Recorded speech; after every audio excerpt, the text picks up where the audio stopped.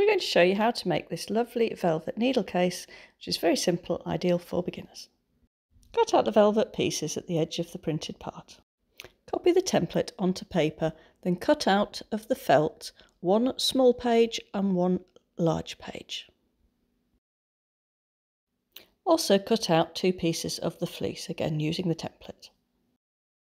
Take the 2 smaller pieces of velvet and place them right sides together and stitch between the marks at each side. Now take the larger piece of velvet and place it over the top, again right sides together. Make sure both pieces are the right way up. Now stitch all the way around at 5mm from the edge. Make sure that both the centre seams are facing towards the right.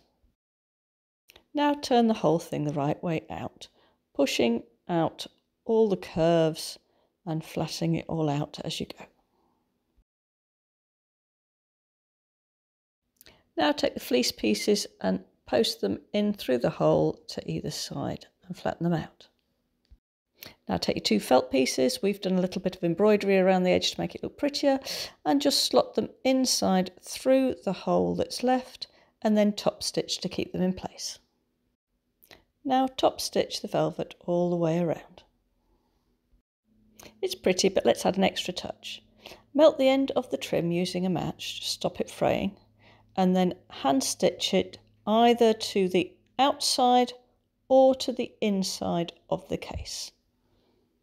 And there you have it, a lovely needle case with space to keep your pins and your needles as you're working. If you prefer to keep it closed, just add an extra press stud. Our needle case kit can be found on our site.